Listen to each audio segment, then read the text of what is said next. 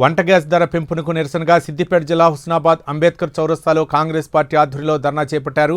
ఖాళీ గ్యాస్ సిలిండర్లు పెట్టి కట్టెల పొయ్యిపై వంట చేసి వినూత్నంగా నిరసన తెలిపారు. పెరిగిన గ్యాస్ ధరలతో పాటు పెట్రోల్, డీజిల్, నిత్యావసర వస్తువుల ధరలను తగ్గించాలని డిమాండ్ చేశారు. గత యూపీఏ ప్రభుత్వ హయాంలో అంతర్జాతీయంగా క్రూడ్ ఆయిల్ ధరలు ఎక్కువగా ఉన్న పెట్రోల్, డీజిల్, వంట గ్యాస్ ధరలను పెంచకుండా సామాన్య ప్రజలకు అండగా ఉన్నారని కాంగ్రెస్ పార్టీ నాయకులు అన్నారు.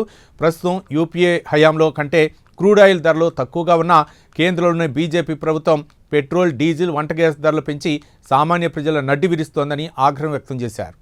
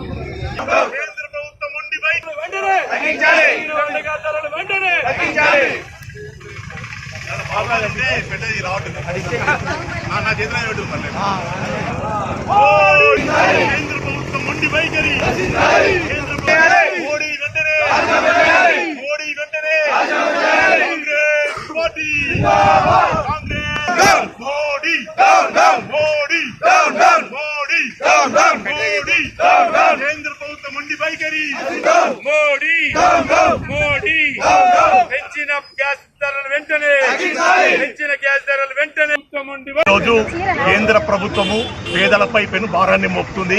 ముఖ్యంగా పెట్రోల్ ఉత్పత్తులైన పెట్రోల్, డీజిల్, గ్యాస్ ధరలను ఈ 2 నెలలలో 30 రూపాయలు పెంచి పేద ప్రజల మీద గుదిబండగా మారింది.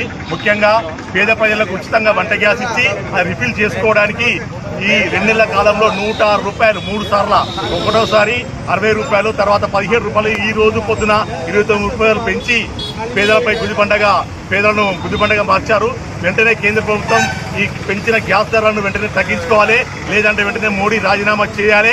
రాజీనామా చేసి పేద ప్రజలకు అండగా ఉండాలని కోరుకుంటున్నాను.